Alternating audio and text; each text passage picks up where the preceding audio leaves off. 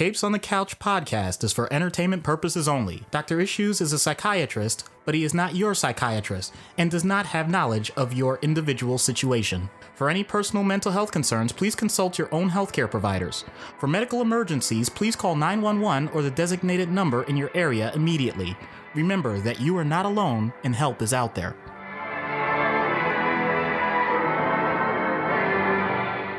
Hello and welcome back to Capes on the Couch, where comics get counseling. I'm Anthony Sitko. And I'm Dr. Issues. This is issue number 104, Maxwell Lord. But more importantly, it's our season 5 premiere. We're back. Woohoo! Happy 2021.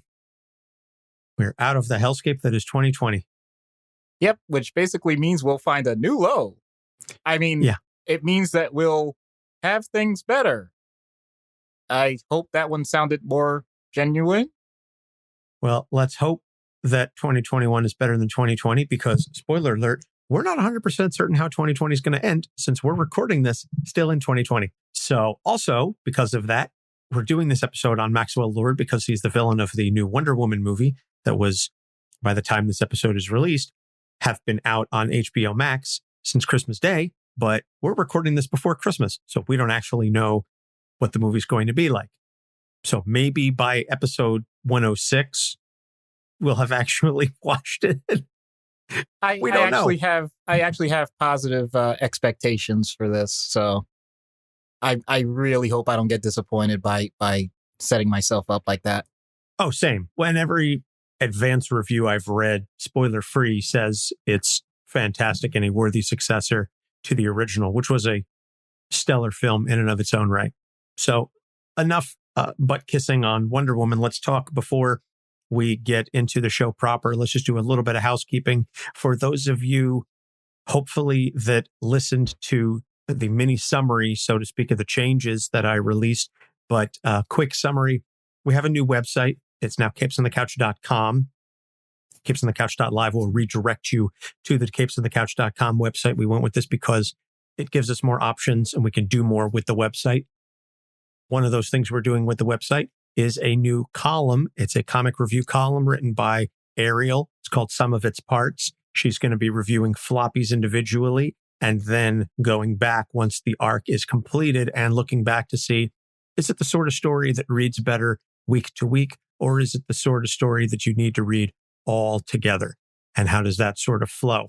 And one other big change to our Patreon, for those of you who are patrons and know that we've been doing regular trade paperback reviews, we are now inviting our patrons to guest on those trade paperback reviews. So you can sign up at patreon.com/capesonthecouch, where as little as $1 a month, you can access all of our archived material. You can get access to all the trade paperbacks, and you yourself can join us as a guest on a trade paperback review, and we'll let you pick the book. So we're still in the process of working out the kinks on how to schedule that with our listeners, but it's a fun little bonus. We thought it was a nice little added incentive, so to speak, for our patrons. And we do appreciate all the love and support that you have given us over these almost 3 years, because we're coming up on our 3rd anniversary in March, and we've got some big stuff planned for that. So having said all of that, let's just jump right into it then. Enough beating around the bush. Maxwell Lord, created by Keith Giffen, J.M. DeMatteis, and Kevin Maguire in Justice League #1, May of 1987. This is part of the post-Crisis on Infinite Earths reboot of the DC universe, where they consolidated all their history. And so Maxwell Lord is created in the very first issue of the Justice League book, which would then go on to become known as Justice League International. More on that in a second. So Max's father was a businessman who committed suicide after a product he created caused cancer, and his mother convinced him that powerful people cannot be trusted. So in the post-crisis world, he wants to bring the Justice League together, and we later find out he was actually under the control of a supercomputer created by Metron. He breaks free of the control of the computer and sort of befriends the League. And at this point, he's not really a villain. He's not really a good guy. He's in it for the money, and he fully admits that. but he's not really a bad guy. He gains mild telepathy during the invasion event, and using the powers gives him a nosebleed. Instead of using his powers for good, he kind of begins to distrust the metahuman community. So then after being injured in a battle, he gains a cyborg-like body, but he has to battle the computer known as Kilgore for control of the body, which he ultimately then maintains and turns the body into something approximating what he looked like as a person.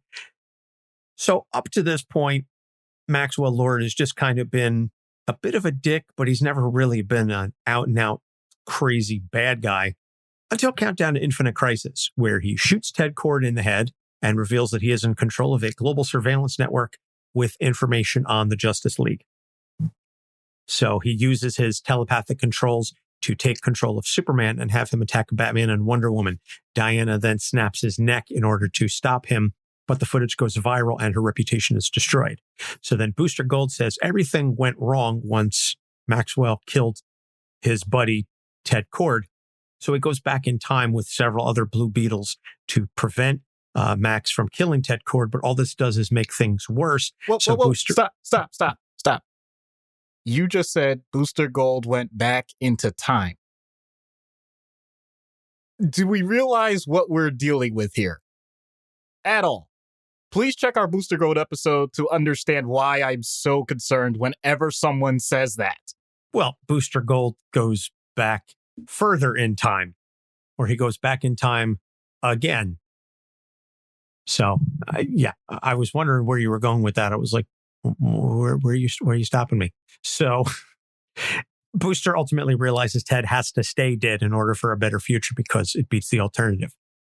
So then Maxwell Lord is resurrected during the Blackest Night, Brightest Day saga, and he uses technology to boost his powers, and he makes the world forget him. And then he uses technology to create an army of robots to attack the Justice League, and he kills Jamie Reyes, the third Blue Beetle, the same way he killed Ted with a bullet to the head. So in New 52 and Rebirth, he is rebooted as the head of Checkmate, a secret government organization, and he is the Black King, and he uses his position and power to pit metahumans against one another. And then he later ends up as part of Amanda Waller's Task Force 11, which is basically another version of the Suicide Squad. So Max is a character that's been through quite a lot, even though he's only been around for 35 years. He's been a thorn in the side of the Justice League and proven himself to be quite the manipulative bastard, shall we say.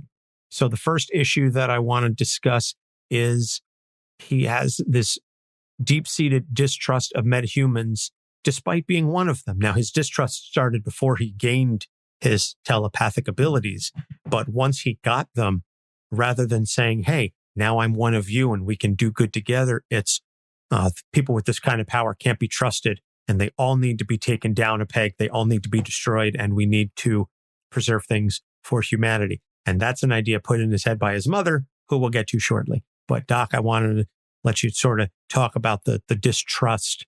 It's almost like a self-hating metahuman, so to speak. So whenever a human being decides that they dislike another group of human beings, or just one other human being, it doesn't have to be a group, there is a certain construct that they have in their head. It is that the person, first of all, disagrees with them, or has a behavior or a thought pattern that is creating dissonance, and they cannot resolve it in any other way. In other words, there's no such thing as a person that can have an emotional connection along with agreement in thought and agreement in action and say they dislike someone. It doesn't match up. So the question is all about magnitudes in each of those categories. With Maxwell, it's easy to say, well, he's one of them. Well, what does that mean, though? He didn't originally have those powers. He had other things happen to him where he's not exactly like every other human being, but it's not the same way that we would consider most superheroes, at least not initially. So his own previous experience may not allow him to relate in the same way. in addition to that, you already hinted at the idea that he had the goal of direct monetary and potential power gains from all of this, all of his interactions. So how many of the humans, especially in the DC universe, how many of the humans are really portrayed, or superheroes portrayed, as people that are doing this for that same motivation? It's much more altruistic in general. I know there are exceptions. So now you have a difference in philosophy that can create any level of dissonance. On top of that, though, there at some point comes a time where you have the rubber meeting the road. If I tell you I want to do something and you tell me that either I should not do it or you will stop me if I try to do it, then it doesn't matter what commonalities we have. Now we have just direct confrontation. We have direct conflict. So if I were to go to your house right now and say, by the way, I want to make sure that you are removed from your home, it doesn't matter if we're neighbors. It doesn't matter if we go to the same church. It doesn't matter if our children play together at the same school. You now have a survival basis to say that I'm going to stop you no matter what. We could have absolutely 100% everything else in common. So I see this as a progression where initially with Maxwell, it's a questioning of what other people are doing, and that's totally normal, totally natural. Then it progresses to a challenge to what other people are doing, a manipulation of what other people are doing, and then ultimately a complete backlash. So it's easy for us to just say, let's just group all of this together, and how can we explain why he would be against other metahumans? While my take is more, we have an individual that notices that other people with a distant commonality are adversarial to his ultimate wishes. And when you frame it like that, it's much more understandable. That doesn't make it right, but that makes it relatable.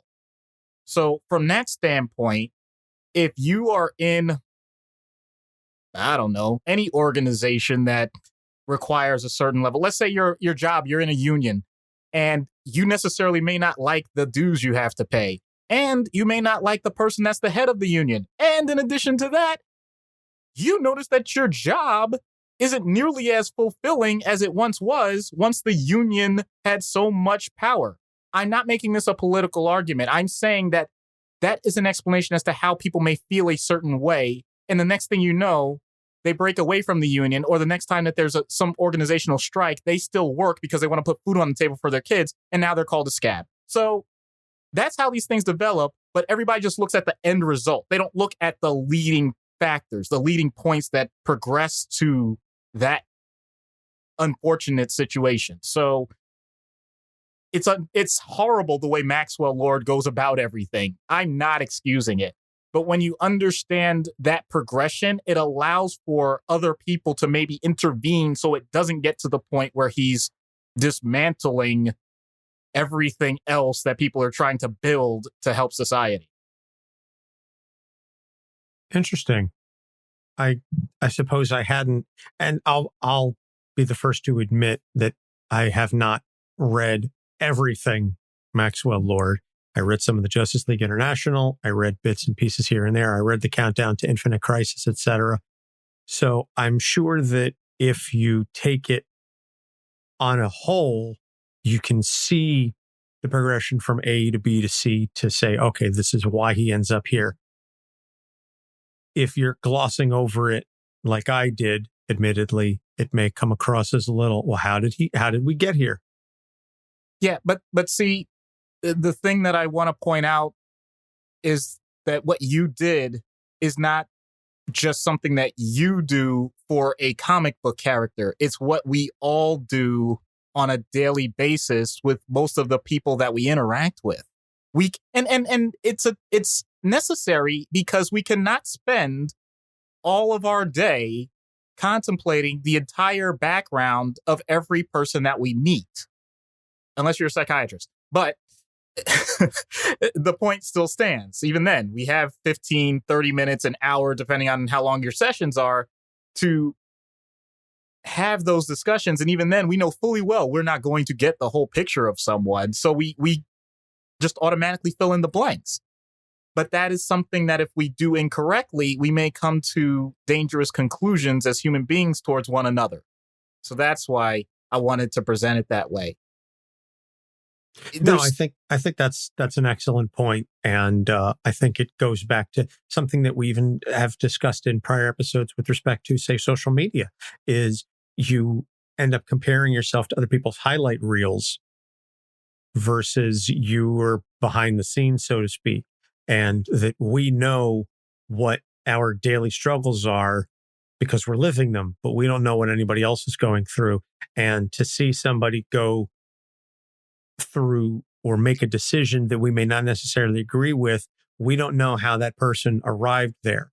Now, it may be irrational, certainly not saying that that's outside the realm of possibility, but it could be a situation where we don't know everything that they went through to get there. And all we see is this person making, in our minds, what we consider to be a snap decision or an irrational choice, when in their minds, it was the only reasonable thing left to do.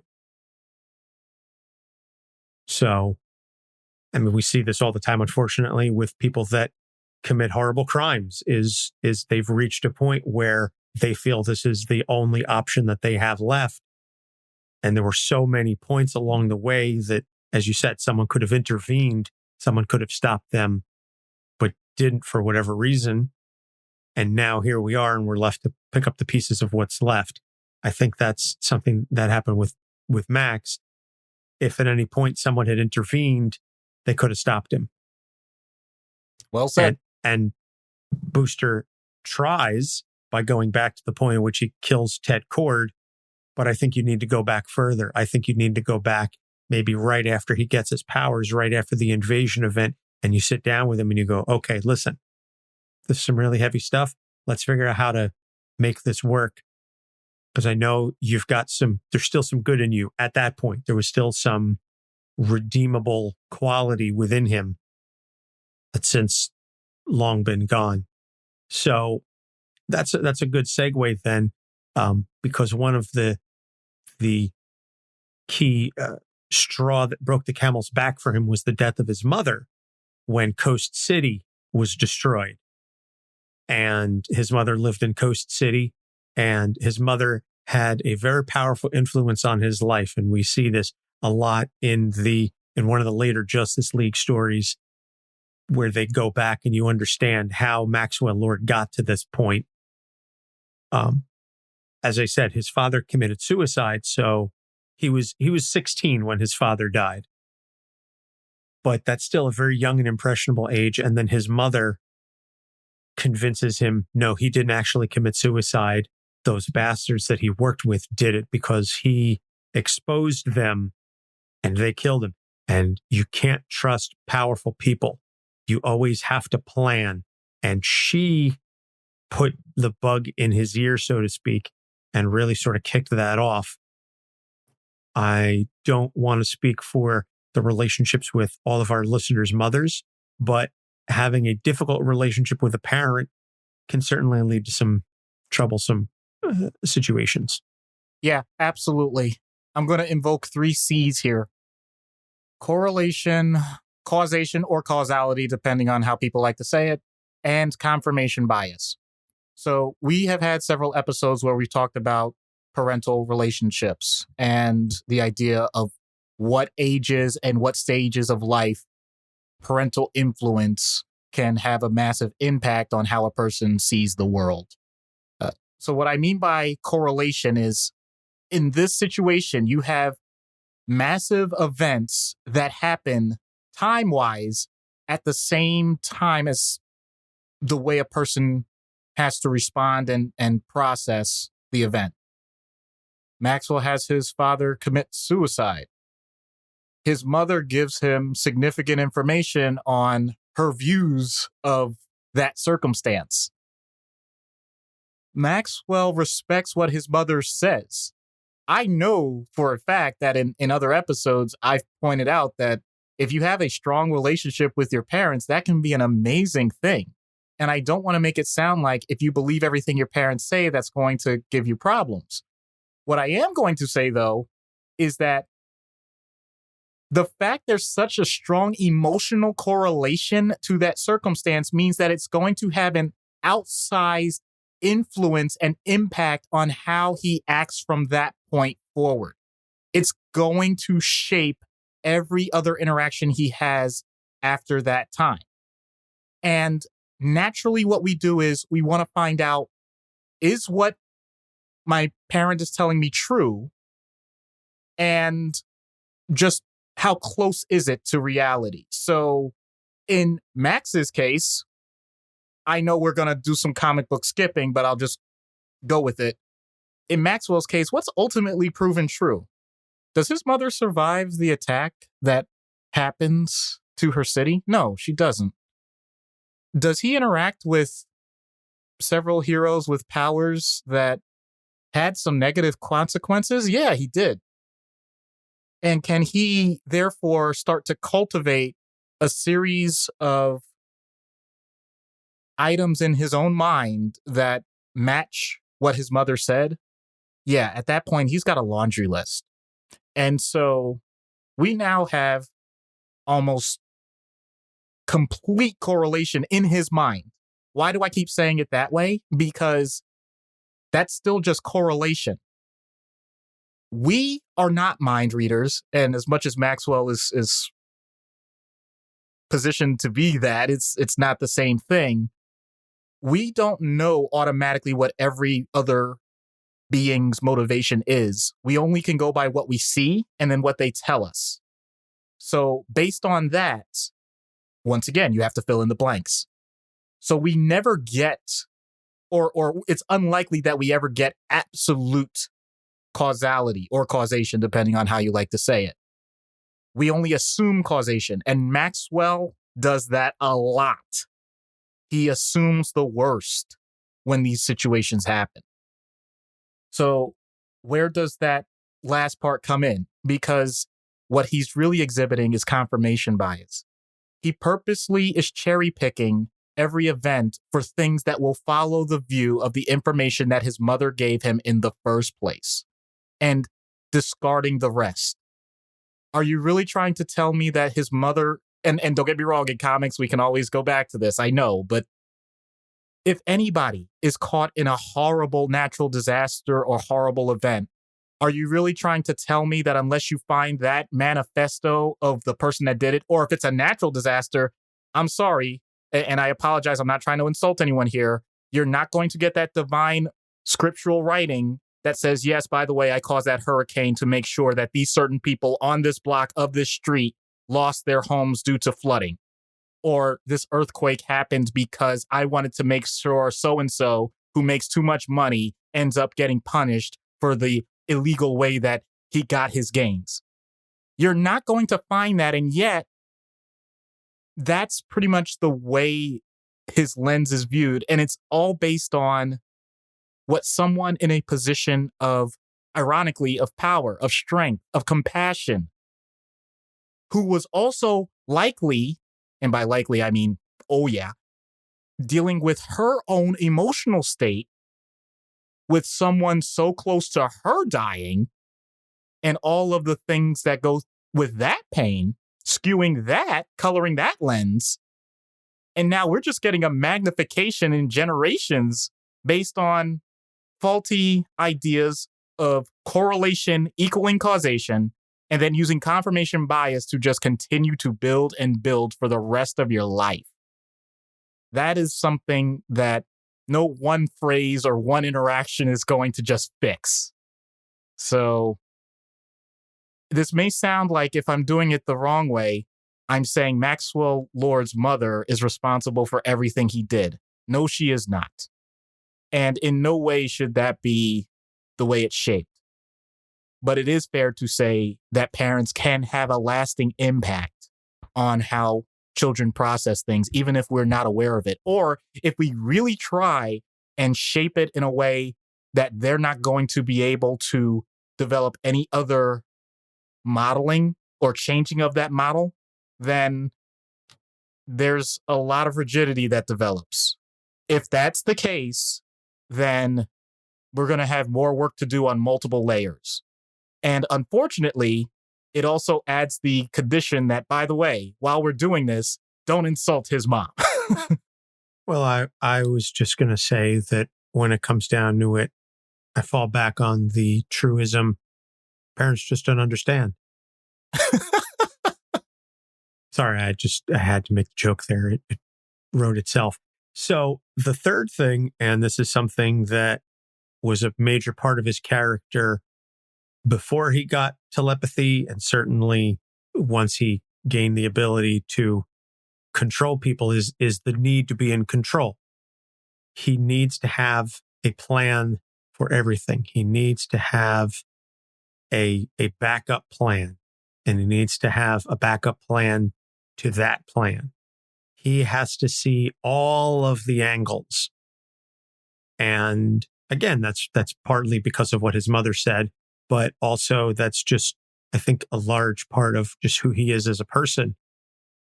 That's exhausting. And you cannot plan for every eventuality. I don't care who you are. It's one of the many, many complaints I have about Batman as a character is, oh, Batman has a plan for everything. That. Maxwell Lord is like the villainous version of that. But the need for control and the need to always have a plan, the need to always have something to say, something to do, it's not realistic, but to the extent that it is, what does that say about a person?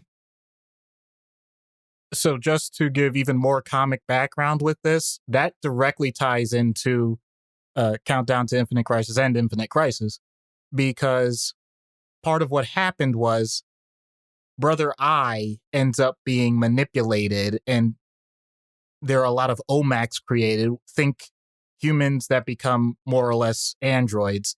But Brother I was a construct predominantly of Batman. So it was the idea that Batman wanted ultimate surveillance, and then it gets used against him, which makes for a great story, no question about it. But it's interesting that you just mentioned it that way, so I figured I'd just throw that in as well. The idea, though, that this is way on the opposite end of the spectrum of, let's say, She-Hulk, who has acknowledged that she doesn't plan anything, and you can listen to our episode about that. There's always going to be a ratio of action to reaction. And if you have a plan and a backup plan and a backup plan to the backup plan, what it means is your actions are going to be usually highly calculated, much slower. People, and in comics, they don't have to worry about this, but in reality, it means that you're usually going to suffer some sort of paralysis by analysis.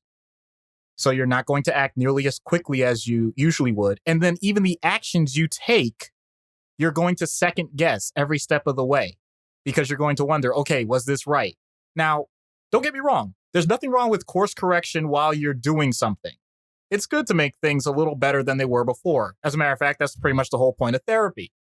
But there's a limit. There's just a natural progression. You need to sleep. You need to deal with things on an emotional level with people that you care about. If all you're doing is just putting the effort into making sure that things go a certain way, but then don't even reap the rewards of it, then you're not getting the justification as to why you were doing it in the first place. To take it to something that people can understand and find enjoyable. If you're going on vacation, it's great to have an itinerary. It's wonderful to have the things you want to do. But if you're spending more time doing that in terms of figuring out what you want to do, how you're going to do it, what time you need to be there, what schedule the buses run, or whatever thing that you need to do, the plane tickets, the trip itself in terms of who's going to be picking you, all those things, they're all important. I don't want to say they're not important, but my point is you do that, and let's say someone is 5 minutes late. How do you respond to that? Some people point out, weather's bad. It sucks. Other people will go into absolute panic mode, start calling 3 or 4 people simultaneously saying, hey, what can you do for me? I need to get picked up, et cetera, et cetera.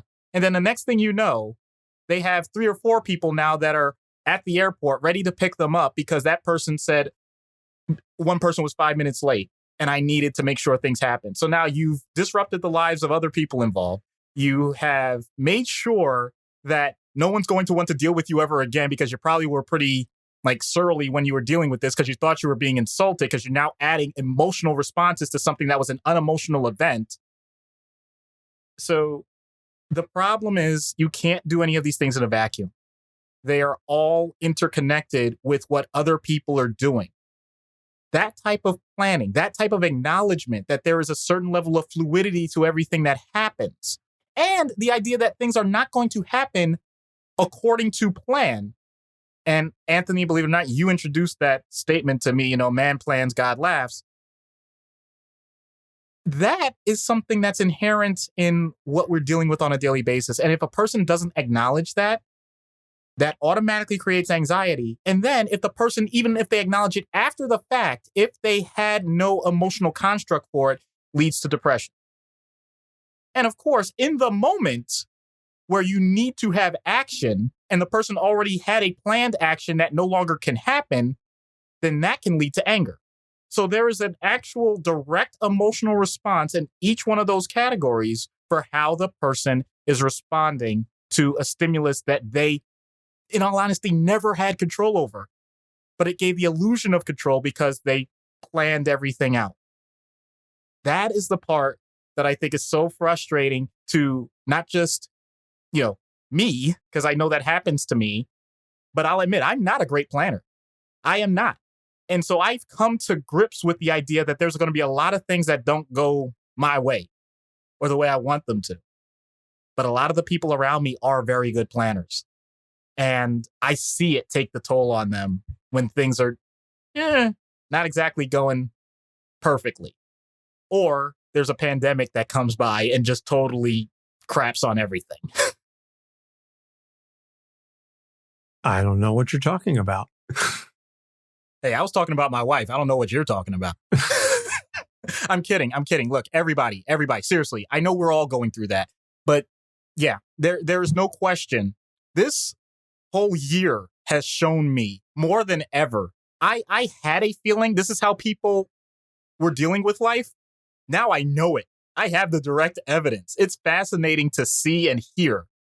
Those moments where I'm by myself, I'm like, all right, cool.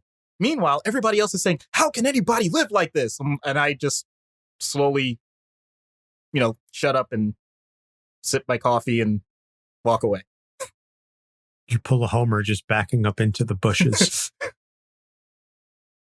Now, as a planner myself, that's something that I'm working with my therapist on addressing, that I don't have to have an answer and a plan for every little thing. I can have ideas, I can have goals, but if things don't happen exactly according to plan, so be it. It wasn't meant to be. Yeah, another psychiatrist Let it go. Another psychiatrist pointed out to me, things are definitely happening. The emotional problem comes when things are happening to you. When you add that part, that's when it becomes a problem. Yeah, that's a very fair point. So we're going to take our short break, and when we come back, we'll get into treatment. Stay tuned. Hi, I'm Tanner. And I'm Lindsay. And together we host a podcast called Not If I Reboot You First.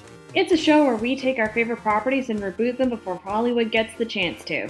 We also do adaptations and spin-offs and sequels, but everybody seems to call those reboots too. It's everyone's favorite buzzword. Sometimes we make something really good, like when we turned The Mummy into a proper pilot for the Dark Universe. Sometimes things go bad and I drunkenly yell at J.K. Rowling for an hour. And sometimes it gets really weird and we time crash the entire Mighty Ducks franchise into a single universe. So join us every week for something that's a little bit like brainstorming fanfiction. Follow us on Twitter at NIIRYFPod. Those are the letters for the name of the show, and it's pronounced NEAR. I turned Princess Belle into Iron Man once. Wait, what?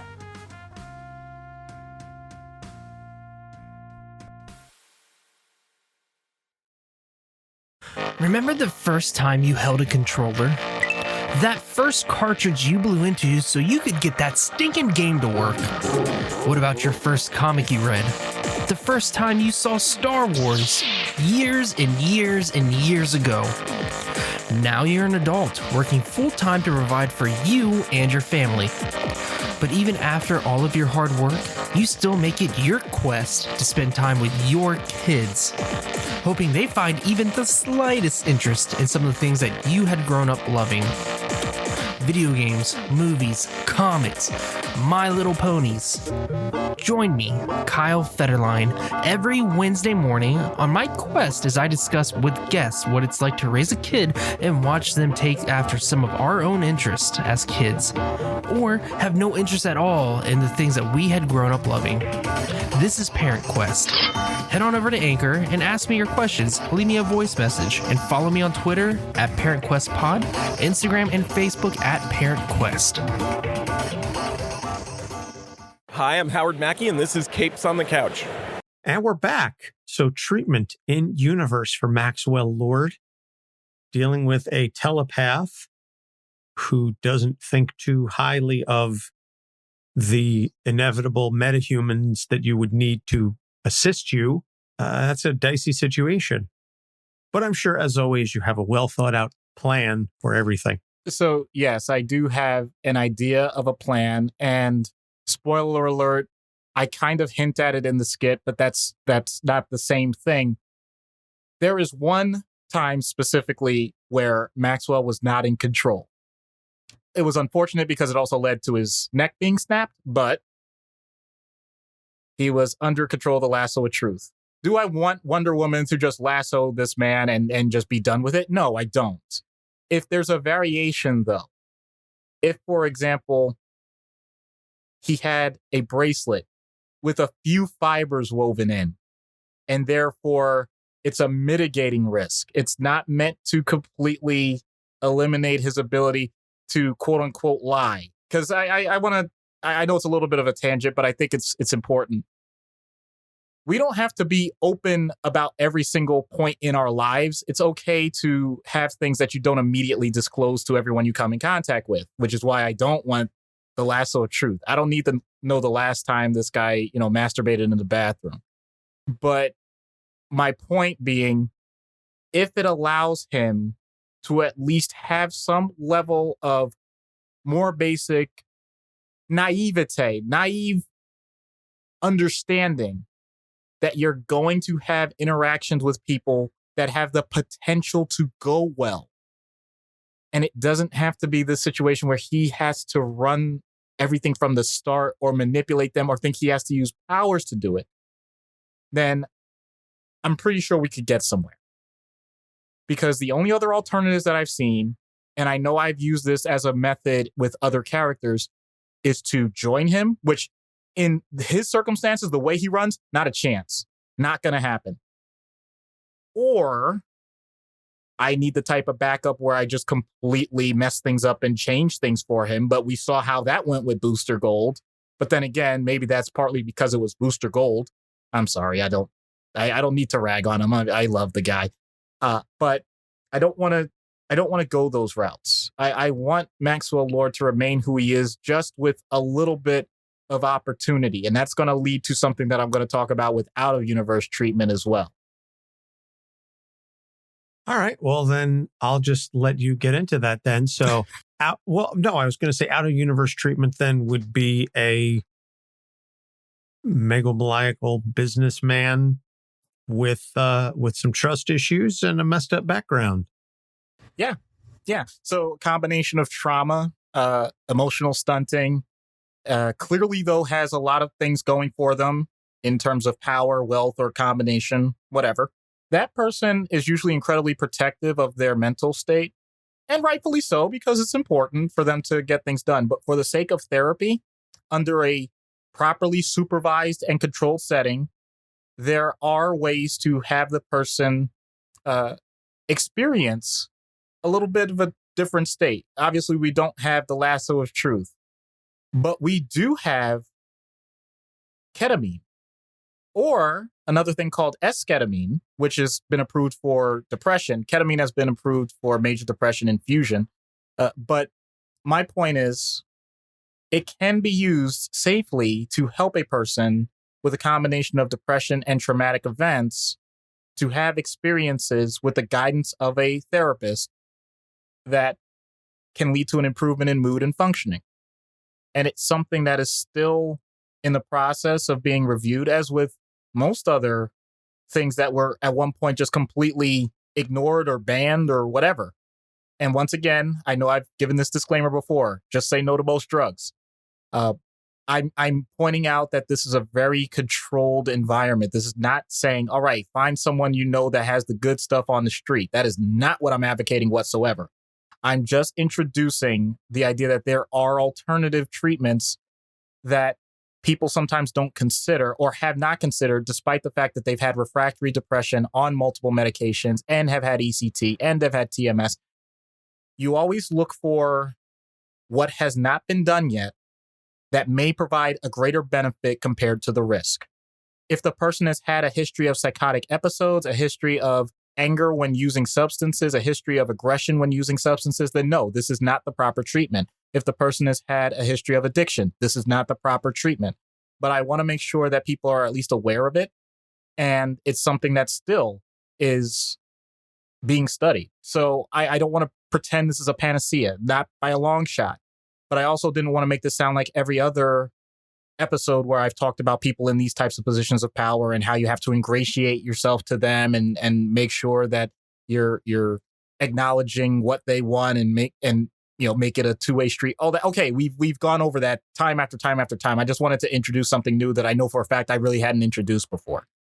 All right. I know you're always trying to give us a different take, and I know we've done Evil Businessman before. We did Lex Luthor. We did Wilson Fisk. We've done that. So I appreciate you taking it and putting a bit of a different spin on it. If nothing else, it'll make for some good quotes that we can put up on Instagram and Twitter to promote the episode. So I appreciate that. So let's wrap all this up in a bow then and see what happens when we get Maxwell Lord on Dr. Issues' couch. Hello, Maxwell. I'm Dr. Issues. Hello, Doctor. Now get up and walk out of the room. Nice try, Mr. Lord, but I think you'll find the blood thinners you're on make the use of your powers quite impossible. Not that I need mental powers to crush you.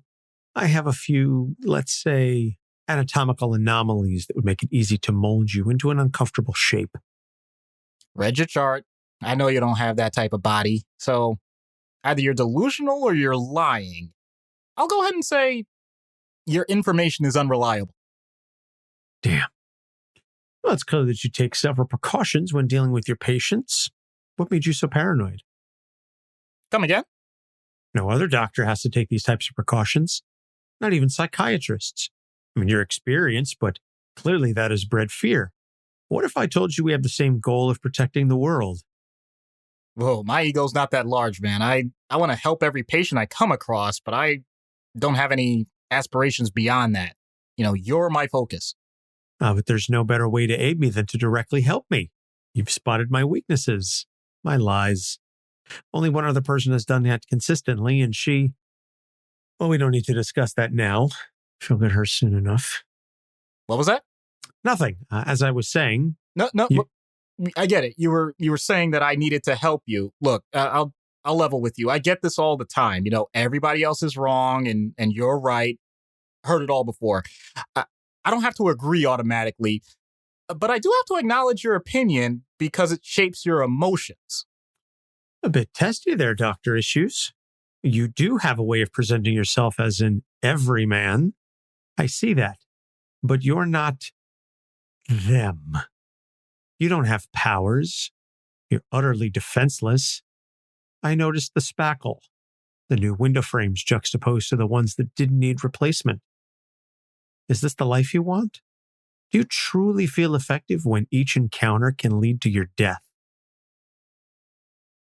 All right, that's a complete myth. Mental health patients are actually more likely to experience harm against them. Oh, stop. We're not talking about the worried well. We're talking about beings that can fly, shoot lasers, use magic, travel through time, burn, freeze, who knows what to all forms of matter, and you're going to compare them to a regular Joe Schmo? No, doctor. You're dealing with people, if you can call them that, who violate your own oath. Do no harm? Ha! I can't help but notice that you're more interested in talking about everyone and everything besides yourself. That's the antithesis of individual treatment. Fine. If you wish to talk about me, at least acknowledge that you've treated those that have killed other people. Okay, true. And they have threatened you. Also true. But... And they've lied to you. Yeah? And destroyed your property. Yes! Now you get it. You see, these are the types that lead to desolate wastelands, ruin our society, deplete our population. We have no choice. You have no choice. Yes. Yes, I have no choice. So now you know what to do. You must leave this office. I must leave this office. Smart man. Now, if you'll excuse me. After this session. What? I have to do more. I have to work harder. It's my fault. I get too complacent. There's too much going on in mental health disparities. I've been thinking too small. I've been using anonymity as a proxy for timidity. I should have volunteered as a provider for the sanctuary. I should have petitioned for stronger regulation of Brother Eye. I should have... You know what I should do? I should consult the Amazonians to produce the most therapeutic restraints ever modeled after the lasso of truth. I need to... Enough! Huh? I'm sorry. I kind of went off on a tangent there. It happens, once in a while. Anyway, it's clear that you're more focused on those around you than on yourself. It's stunting your psychological growth, Mr. Lord. You really are a sanctimonious bastard. You know that? Well, let me be the first to tell you that you aren't as smart as you think. I've killed geniuses. I made the most powerful alien on the planet bend to my whim. You bowed to me just now, and you don't even know it. The world at large forgot me because I wished it. I am Maxwell Lord. My will be done. Never mind. You're definitely grandiose. Besides, if you did anything to me, I'm pretty sure I'd just go with the flow like most other situations. Some people really dislike that about me. I don't like creating waves, Even when you're a pathetic plaything, you're a smug Pollyanna jerk. Except now, instead of a cynic, you're some sort of an optimist. Well, like I always say, scratch a cynic and... This is going nowhere. Since I know what you're telling me is how you really feel, I have no use for you. Wow. Usually when someone says something like that to me, it means they're going to attack me. I mean, since I figured you'd fall into the same category, I guess that means the slew of heroes I've seen will need to be notified via the security alert system that's activated with, each high-risk patient I see on the Justice League's watch list. But to be fair, though, I mean, you could actually just kill me before they respond. Okay, Sarah, but, or you could actually try treatment. You've learned to manipulate the mind without extra powers. Genuinely fascinating. Perhaps there is more to therapy than I thought. So, Dr. Issues, how many sessions until I have access to confidential information on heroes? None. You have to kill me. Of course, we just discussed the results of that. At this point, I'd rather get lassoed again. At least that removes my will. Well, you survived another encounter with the villain. I don't know. He not for lack of trying. Well, I mean, was he really that much of a villain? He just wanted my honest opinion of things, and as with many people, once they actually get it, they don't like it. I get your honest opinion all the time. and I still like you. Well, that's why you're in therapy.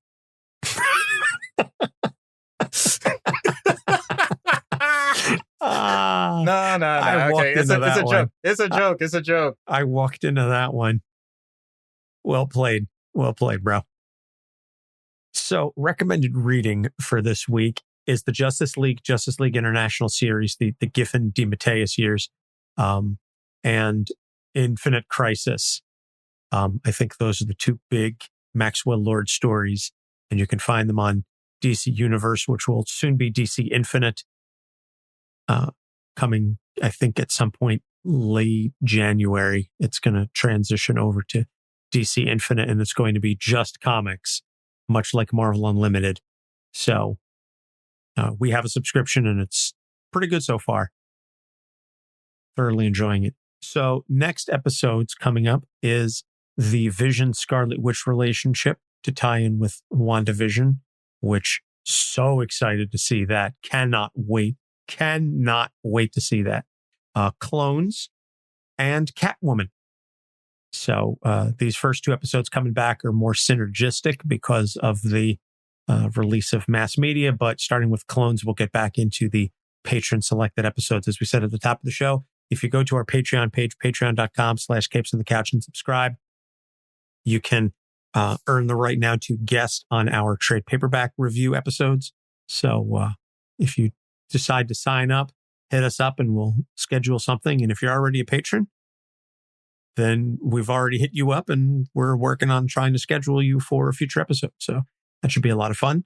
And I know we said at the top of the show, we just moved our website to capesonthecouch.com, but you can still find us on Facebook, Instagram, and Twitter at Capes on the Couch. That has not changed, nor has our YouTube channel, where we still post regular videos. And our email address is still capesonthecouch@gmail.com. So I think that's going to about wrap it up for this episode. It's good to be back.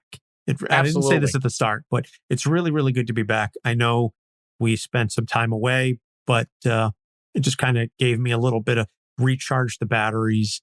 But I'm very, very excited for what we've got coming in 2021. You and me both.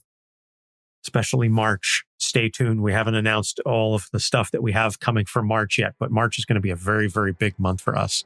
So stay tuned for that. And on that note, for Doc Issues, I'm Anthony Sitko. Thanks for listening. We'll see you next time. Capes on the Couch podcast is for entertainment purposes only. Dr. Issues is a psychiatrist, but he is not your psychiatrist and does not have knowledge of your individual situation. For any personal mental health concerns, please consult your own healthcare providers. For medical emergencies, please call 911 or the designated number in your area immediately. Remember that you are not alone and help is out there.